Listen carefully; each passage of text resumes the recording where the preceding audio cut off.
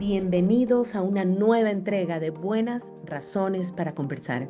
Soy Mónica Maruri y mi entrevistada hoy es realmente especial. Me refiero a Anunciata Valdés, la abogada Anunciata Valdés, una mujer que ha luchado por los derechos de la mujer y de la familia toda su vida. Y digo toda su vida porque en esta entrevista nos cuenta cómo desde que era niña se dio cuenta que ella era una mujer rebelde que iba a luchar por sus derechos. Y creo que más adelante se dio cuenta, y por el de todas las mujeres. Ella nos cuenta cómo cuando su esposo en primer año de universidad le propuso matrimonio, ella le dijo, pues hay que esperar a que yo tenga mi título universitario y quisiera pedirte que siempre me apoyes a que sea una mujer profesional. Una mujer que no era de sus tiempos, que era de todos los tiempos, porque era una mujer que tenía y sigue siendo conciencia social. Es así como cuenta en la entrevista su recorrido profesional al frente de la Fundación María Guare muchos años, logrando cambios en las leyes de protección de las mujeres, leyes contra la violencia de la mujer, leyes que le permitieron a una mujer que necesitaba el permiso de su esposo para poder trabajar, para salir de la casa, y que si el esposo la golpeaba, él tenía derecho a golpearla y no podía denunciar esa violencia.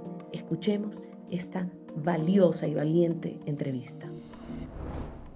Anunciata querida, bienvenida a Buenas Razones para Conversar. Para mí es un honor que hayas aceptado esta entrevista, pero además creo que el honor más grande es considerarte mi amiga, pues porque es un privilegio para mí contar con tu amistad. Gracias, querida Mónica. Tú sabes que el aprecio es mutuo y la admiración que tengo hacia ti, a todo tu trabajo, tu liderazgo, tu entrega, es realmente muy grande. No, muchas gracias. A ver, estoy hablando probablemente con una de las mujeres a la que las mujeres le debemos más por las conquistas, por los avances en derechos que tenemos las mujeres en el Ecuador. Es decir, tú y algunas mujeres valientes que decidieron luchar por las conquistas de derechos son a quienes más les debemos. Pero yo antes quiero saber sobre tu vida, porque pienso que siempre tenemos la opción de quedarnos en nuestra casa cómodos, de disfrutar de nuestras comodidades o de criar a nuestros hijos, pero por algún motivo algo había en ti que hizo que optaras por una vida de conquista, una vida de mujer empoderada, de mujer líder. Cuéntame un poco. Bueno, según mi mamá, yo nací protestando. Ella decía que desde pequeñita yo cuestionaba las indicaciones u órdenes que me daban y siempre decía el por qué, y quería explicaciones. Y cuando ella me decía, porque lo digo yo le decía, esa no es una razón. Y desde pequeña me parecía extraño que a mis hermanos varones se les daba ciertas reglas, por ejemplo, que podían llegar a determinada hora, que podían salir solas, y a las mujeres teníamos que salir siempre por lo menos acompañadas de una hermana, preferentemente de un hermano. Y aparte los horarios eran diferentes, pero más bien eran normas de comportamiento social las que yo cuestionaba, ¿no? En ese sentido, pues creo que mi temperamento fue rebelde, y otra cosa que yo vi y capté desde muy pequeña era que mi mamá, que estaba en la casa como ama de casa, mi papá pues tenía su actividad industrial, trabajaba en la industria de madera. Yo veía que mi mamá tenía que hacer la lista de la comida y presentarle a mi papá, y mi papá decía esto sí, esto no, y yo decía, ¿por qué? O sea, ¿por qué tiene él que cuestionar lo que está presentando mi mamá si ella es la que está a cargo de la casa, ¿no? Y a ciertas situaciones que vi en el hogar de sometimiento de mi madre, porque no tenía ingresos, tenía dependencia total, yo dije desde pequeña, esto a mí no me pasa. Y decidí estudiar mucho porque vi que era el único medio que conocía para poder salir adelante y poder ser autónoma. Y esa me llevó pues a profundizar en mis estudios, siempre fui la mejor alumna, la mejor bachiller, y eso lo llevé durante toda mi vida como anécdota Ujú. cuando estaba ya de novia con mi actual esposo y él ya me propuso matrimonio. Estábamos ambos en primer año de universidad, yo en Ujú. Derecho y él en Ingeniería Civil. Y yo le dije, mira, si quieres casarte conmigo, tienes que esperar que yo sea primero abogada, porque yo quiero tener seguridad de que voy a tener mi título, porque voy a dedicarme toda la vida a mi profesión. Y quiero que sepas eso, si tú estás de acuerdo en esperarme, pues, y en darme todo el apoyo para ejercer mi profesión, pues nos podemos casar. Y por supuesto, pues aceptó y lo cumplió. Por eso yo me gradué en mayo de 1968 y nos casamos en julio, o sea, 2 meses después. Wow, esa es una anécdota muy importante porque estoy segura de que muchas de tus amigas o compañeras no tenían esa claridad y esa firmeza respecto a su No, proyecto nadie. personal de vida. Yo tenía mi proyecto de vida muy claro, no iba a depender de nadie, iba a ser autónoma para que no me pase lo de a mi mamá y quería tener una realización propia en una actividad profesional. Ujú. De ahí ya, hasta ese momento esa era mi visión, pero cuando ingresé a Derecho, a estudiar Derecho, me sorprendió que en el Código Civil el profesor de Derecho nos enseñó pues lo que era en el primer libro la potestad marital, que la mujer estaba sometida al marido, que no podía salir de la casa sin permiso, que no podía trabajar, no podía, tampoco tenía capacidad de contratar. Hasta ahora recuerdo la frase, no pueden ser testigos los rufianes, los locos, los incapacitados, los que no se pueden dar, entender por Y las escrito, mujeres. y las mujeres. ¿Qué? Yo digo, esto es increíble. ¿Cómo puede ser que las mujeres no podamos por el hecho, las otras eran inhabilidades Claro. físicas o mentales, pero las mujeres por ser mujeres simplemente se nos privaba? Entonces yo realmente dije, esto no puede ser. Y algo que realmente me comprometió a trabajar por las mujeres y la violencia contra las mujeres, porque en una ocasión yo iba en un colectivo, que antes eran pues, colectivos para Sí. trasladarse, Ujú. iba por una determinada calle, me acuerdo que era por la calle Eloy Alfaro, y vi a un hombre que estaba maltratando de una forma muy fuerte a una mujer. La mujer cayó al suelo, el hombre le seguía pegando, la arrastraba de los cabellos. Yo me bajé del vehículo y fui a buscar a un policía y le dije, señor, mire, están maltratando a esa mujer, ayúdela. Entonces el policía se acercó y el hombre le dijo, soy su marido. Y el policía me miró y me dijo, es el marido, no puedo hacer nada. Yo casi me quedo loca. O sea, ¿cómo Claro. puede ser posible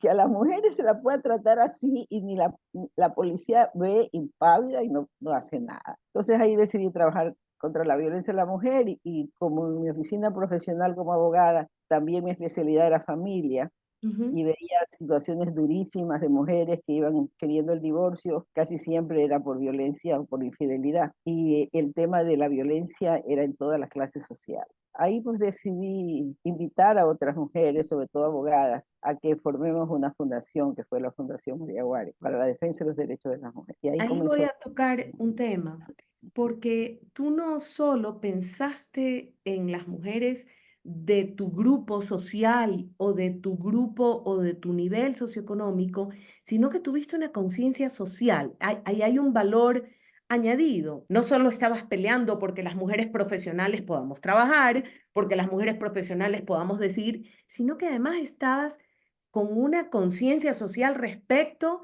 a unas mujeres aún más vulnerables. Bueno, esa conciencia social la adquirí con un Ujú. sacerdote extraordinario que fue mi director espiritual en el Colegio de la Providencia, donde estudié los 12 años de escuela y colegio, que era el padre Juan Fernández Marín. Ese sacerdote fue un ser extraordinario. Él me dio la real dimensión de lo que es ser un hombre, en el sentido de protección, de respeto, de apoyo. Justamente, es más, yo recuerdo cuando empezó María Guare, me parece que yo estaba estudiando periodismo y me llamó mucho la atención la línea de trabajo elegida por María Guare. Cuéntame un poco cómo la crearon y cómo fue el recorrido de María Guare en ese Ecuador de ese momento, no en este Ecuador de este momento. ¿Cuál fue el camino que recorrieron, los obstáculos que tuvieron y los triunfos también? Porque tuvieron muchos triunfos, ¿ah?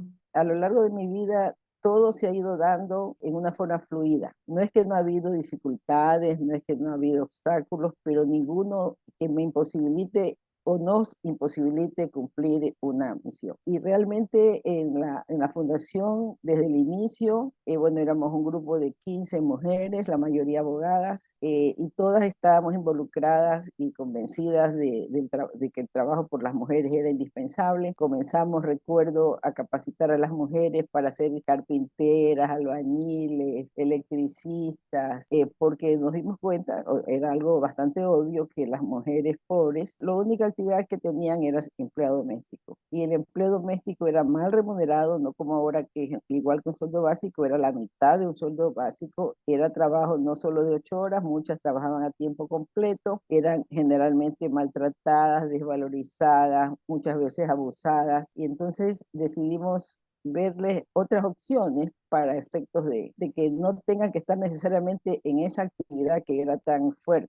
Entonces decidimos con ellas agruparlas y capacitarlas para que ellas pongan su propia empresa de agencia de empleo doméstico organizado por ellas. Y de ahí nació el primer gremio de empleadas domésticas a nivel nacional. En base a esa excelencia le exigíamos a la parte patronal un contrato que firmamos en la Fundación María Guare, donde se comprometían a reconocerle todos los derechos, vacaciones, horarios adecuados y afiliación al Seguro Social. Entonces, eso actualmente pues ya lo dirigen ellas mismas, ¿no? Hace muchísimos años la agencia ya nosotros le dijimos que se abran porque era lo que ellas necesitaban, tener su propia autonomía, ¿no? Y realmente el tema ahí, cuando íbamos a capacitar a mujeres a sectores populares para que sean microempresarias, que también fue otra actividad de la Fundación María Guare, bueno, ahí también nos dimos cuenta que las mujeres no tenían dónde dejar a sus hijos y que no habían guarderías y que no habían espacios para que atender a los niños. Hicimos un proyecto bellísimo que era guarderías comunitarias. Fue un programa hermoso ver cómo esos niños llegaban con sus barriguitas bien hinchadas de puro, Sí, digamos, desnutrición. enfermedades, de Ajá. nutrición, y al poco tiempo cambiaron, ¿no? Pero en el tema de violencia, lo que nosotros vimos cuando íbamos a los barrios populares a capacitar a las mujeres en diferentes actividades, vimos que la mayoría venían, digamos, golpeadas, con muestras de golpes, hinchado el ojo, y cuando les preguntábamos qué le pasaba, ellas decían me caí. No aceptaban que habían sido maltratadas, porque en ese entonces, si la mujer era maltratada, la pregunta era ¿qué habrá hecho para que el marido tenga que maltratarla? Es decir, que la culpa recaía sobre la mujer. Y entonces ahí fue cuando nos dimos cuenta de que el problema de la violencia era un problema no esporádico como se pensaba, porque la violencia estaba invisibilizada. Cuando a las mujeres les pegaban, no iban a trabajar o no salían para que nadie las viera. Pero entonces decidimos ahí crear las comisarías de la mujer y la familia. No existía en el Ecuador ningún espacio para que la mujer pudiera denunciar violencia. ¿Por qué razón? Porque estaba prohibido a la mujer denunciar. Claro. Específicamente se prohibía a En la la mujer ley, denunciar estaba puesto en en la la ley ley. que no podía Así, denunciar al no podía marido. denunciar, así, no podía denunciar al marido. Entonces decidimos crear ese espacio, primeramente, cómo crearlo, con qué características tener.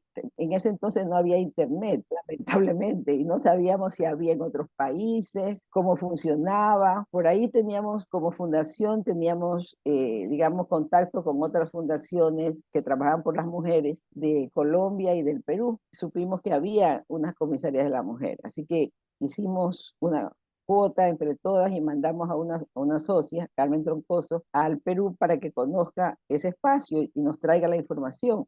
Y cuando ella regresó nos dijo que era una comisaría anexa a la Policía Nacional, o sea, no era una comisaría para el público en general, sino Ujú. una comisaría para las mujeres agredidas dentro de la policía. Oh, ya. Entonces decidimos hacer nuestro propio modelo. Ujú. eh, en ese entonces yo era vicepresidente del Colegio de Abogados del Guayas y el presidente era el doctor Gastón Alarcón, una persona extraordinaria, un amigo muy querido. Y con él decidimos un apoyo total para que el Colegio de Abogados se involucrara en crear este modelo. Entonces hicimos varios talleres con el Colegio de Abogados en que intervinieron hombres y mujeres, abogados y abogadas, y creamos un modelo muy especial, un modelo que por primera vez se estableció aquí en el Ecuador, que no era el típico lugar donde se va a poner una denuncia, Ujú. sino que ese espacio era un espacio que tenía que estar, digamos, apoyado por una organización no gubernamental que trabajara a favor de las mujeres, para que pudiera dar apoyo legal, psicológico y social a la mujer y a su entorno familiar. Aparte de eso, también nos interesaba que la persona que fuera a juzgar la contravención, digamos, Claro.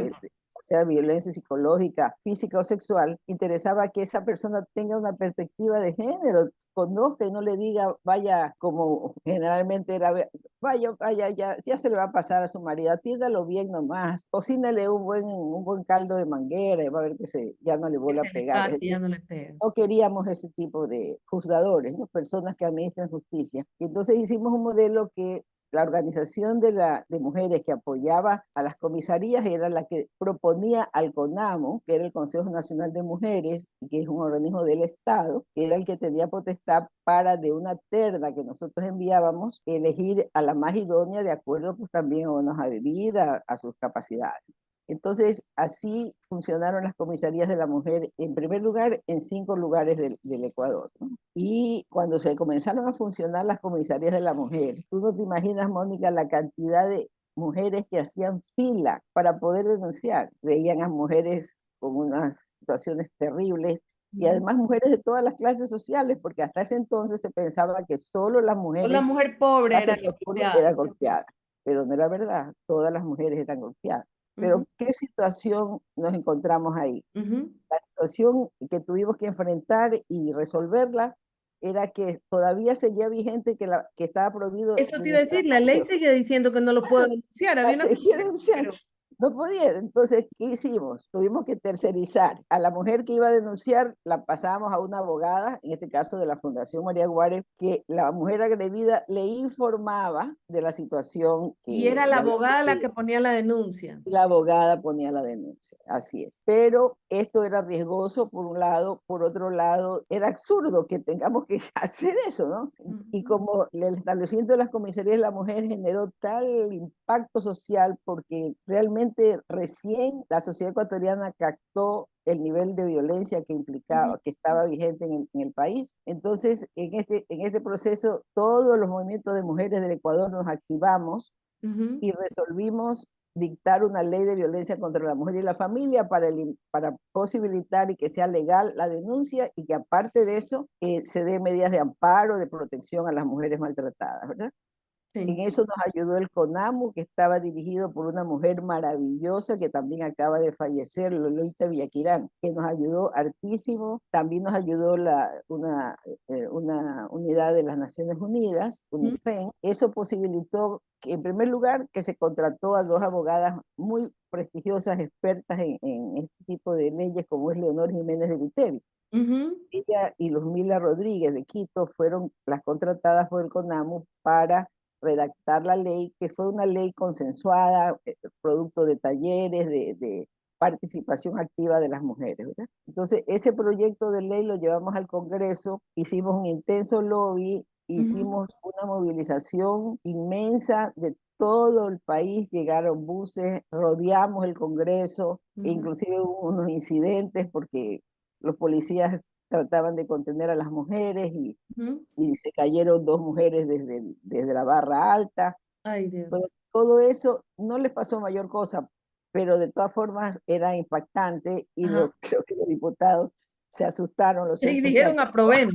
Esta fue, lo van a parar. entonces, aprobaron la ley de violencia contra la mujer y la familia y rigió más de 25 años Hasta hasta que el que presidente Correa decidió que no era necesaria porque se dictó el COIP, el Código Orgánico Integral Penal, y ahí ya pasó, así digamos, ya la violencia no se iba a tratar dentro de las comisarías, sino dentro de la Administración Ordinaria de Justicia, pero en una justicia especializada, ujú. que es, digamos, los juzgados de Hay violencia juzgados de familia, claro. juzgados de violencia contra la mujer y la Claro. familia, Porque el que feminicidio sí está tipificado en el Ecuador. Claro, por supuesto. Después se tipificó. Ahí en ese entonces tampoco estaba tipificado. Ese proceso dio como resultado, pues ya que todo el tema de violencia pueda ser enfrentado, porque ni siquiera Sí, podemos decir que ha disminuido. La violencia es una de las formas todavía que sí, demuestran la afirmación de que las mujeres estamos ya en igualdad de derechos con los varones, no es verdad. no.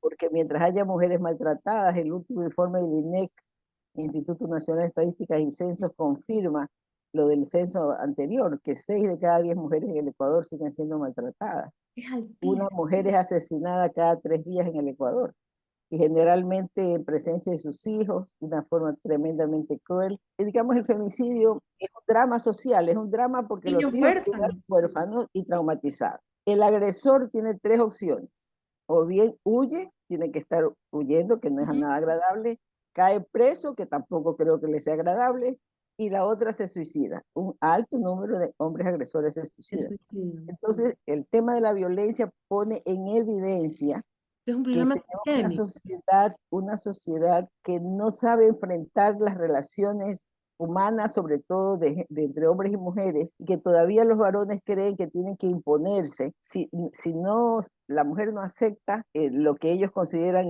que debe de ser aceptado, la agreden y la matan, porque el más alto porcentaje de causas, entre comillas, nunca hay una causa, Sí, no. pero lo que se alega como causa es que la mujer lo abandonó. El abandono de la mujer es algo inaceptable.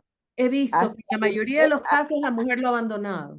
sí, la mujer lo ha abandonado, la mujer está huida, la mujer o tiene ya otra relación y el hombre la busca, pasa 1 año, 2 años, 3 años, pero la busca y la mata. En otras palabras, hasta el adulterio lo perdonan con más facilidad. Hoy estamos en Buenas Razones para conversar con Anunciata Valdés, abogada, defensora de derechos, especialmente de la población más vulnerable.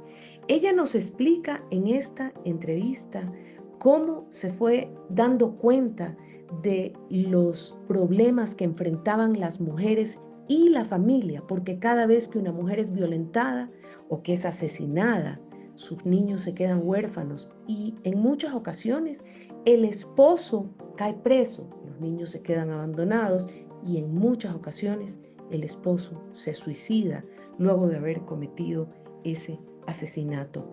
Nos dice Anunciata en la entrevista algo muy valioso, que luego de haber ella conseguido que muchas leyes existieran en este país para permitirle a la mujer ser autónoma y poder denunciar la violencia de la que era objeto, se dio cuenta que había que trabajar con la familia, que había que trabajar con los niños, que había que trabajar en una educación integral para cambiar a la sociedad, para conseguir que seamos una sociedad más respetuosa.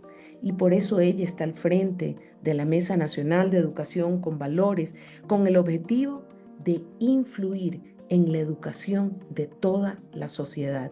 Escuchemos más de esta entrevista. Y tengo dos preguntas concretas. Yo me acuerdo que algunas veces cuando tuve mi programa de televisión en los años 90, entrevisté a diferentes abogadas relacionadas con este tema. Y me acuerdo que al comienzo me decían que trabajaban para que la mujer denuncie al marido porque no lo quería denunciar muy a menudo por la violencia o cuando había violado a la hija, les costaba que lograban que lo denuncie, pero luego retiraba la denuncia y hacía las paces con el marido. Y que entonces se dieron cuenta de algo de lo que tú has empezado a hablar en esta entrevista, que tenían que trabajar con toda la familia. Es Sí, decir, que no podían, y me acuerdo que esto fue alguien de María Guare que me lo dijo en una de las entrevistas, es decir, que no podían trabajar solo con la mujer, sino no, que tenían que trabajar con ese imposible. hombre Tiene también, que ser sistémico, tiene que que ser algo tenía que ser sistémico, sistémico. porque es un problema de cultura, de creencias, de comportamientos atávicos Ujú, que hay que revertirlos. Porque también el hombre ha visto esos comportamientos en el padre ujú. y generalmente, y ahora lo sabemos, pues que en los 5 primeros años se forman, antes de que el niño o niña pueda discurrir o definir si está bueno o está bien o está malo, ya asume comportamientos en su interior que luego los va a expresar. Muchas veces rechaza el niño el comportamiento del padre, hasta defiende a la madre Ujú. cuando es maltratada, pero cuando llega a ser él también ya padre y Lo, esposo, lo maltrata, reproduce. lo reproduce. Entonces, es revertir esa situación, es algo muy duro y que el Estado debería de asumirlo como política pública. ¿Por qué Claro. razón? No solamente, digamos, en el área de compadecerse de las mujeres y de los niños, sino también en el área Crisis de social. competencias y de economía. La violencia afecta a la salud porque el Ministerio de Salud y los centros de salud tienen que acoger a una gran cantidad de mujeres maltratadas. La administración de justicia colapsada. Las estadísticas indican que el número de denuncias por violencia es la más denunciada en el Ecuador. Es decir, hay una gran cantidad de operadores de justicia, jueces, oficiales, secretarios, etcétera, que tienen que estar atendiendo casos de violencia. El trabajo se ve afectado porque las mujeres maltratadas muchas veces tienen que dejar de ir a trabajar. El aspecto de los psicólogos, todo el tema emocional, desbordados, porque justamente las mujeres necesitan reparación emocional y los niños también. Ujú. Los suicidios son elevadísimos porque también derivan de mucha violencia. Es decir, que este problema no es un problema de mujeres, este es un problema social, es un problema coyuntural que debe de ser asumido como política de Estado, pero en forma seria por los gobiernos, si es que queremos en realidad una sociedad respetuosa y solidaria. Ahí va otra pregunta, que es la última porque se me ha ido el tiempo, pero te la No tengo que puede hacer. ser. Hace poco a una mujer la acaba de asesinar su expareja. Tal como tú lo has descrito, la mujer hacía año y medio o 2 años había dejado a esta pareja porque la violentaba tanto que ya no podía más y lo había dejado. Como el señor insistía en amenazarla, ella había puesto todas las boletas de auxilio, las comisarías, todo lo que tú has mencionado. Había ido a un hogar transitorio a esconderse durante varios meses para que no la encuentre, pero la encontró 2 años después y la asesinó. Entonces, estamos hablando definitivamente de un sistema que no te protege, porque ella No, hizo todo lo que le así es, asesorarían que haga. Usted vaya, escóndase en una casa así es. de protección. Usted póngale todas las denuncias, los amparos, las distancias, no puede acercarse. Ponga todas las boletas de auxilio. El momento cuando entra a matarte, el papel no te defiende. Es Que decir, los controles externos en es esto, lo que como en todo el falta. tema aún en el tema de seguridad que estamos nosotros viviendo actualmente en Ujú, el Ecuador, que los controles externos con policía, boletas de auxilio, represiones, ujú, no son nunca suficientes ni son sostenibles en el tiempo. Solamente los recursos internos, los contenedores internos, que es valorarse, valorar a la mujer, valorar la relación. En el caso de la inseguridad, tener valores del respeto a los demás, a sus bienes, a su integridad. Eso es lo que a la larga realmente tiene un resultado adecuado en la sociedad. Por eso ahora, pues tú y yo estamos en la Mesa Nacional de Educación en Valores, justamente aportando para una educación integral y donde los valores sean parte fundamental de la formación en el Sistema Nacional Educativo, porque es la única manera de solucionar los gravísimos problemas de inseguridad ujú. en todo orden y evidentemente también en la mujer, que es una de las partes más afectadas, pero también los niños son muy violentados. Tenemos el embarazo precoz, generalmente por violaciones del mismo medio familiar, niños también de pocos años, hasta meses. Nosotros teníamos también en la Fundación María Guari un programa de apoyo a niños y niñas violados. De acuerdo. Fue lo más doloroso que he tenido que pasar en mi vida, ver esas situaciones terribles Ujú, en niños, hasta de niños de meses violentados sexualmente, ¿no? Entonces, la única forma, no, la ley es un elemento de apoyo, por supuesto que sí, la ujú, policía tiene que dar resguardo, claro que sí, pero ujú. si no cambiamos la sociedad en una sociedad respetuosa, en una sociedad que valore al otro, en que las relaciones interpersonales se manejen en base a la mutua confianza, en el apoyo, en la valoración, no vamos a cambiar, porque la sociedad es el resultado de los miembros que la integran. Y por lo Ujú. tanto, esa es la razón, digamos, por la que ahora estoy trabajando sobre todo en esta área de fortalecer valores en una sociedad que carece de ellos y que por eso el resultado es el que estamos viviendo. Voy a anunciarlo. Me da pena que ha volado el tiempo. Sí Sí, sé que me quedé increíble.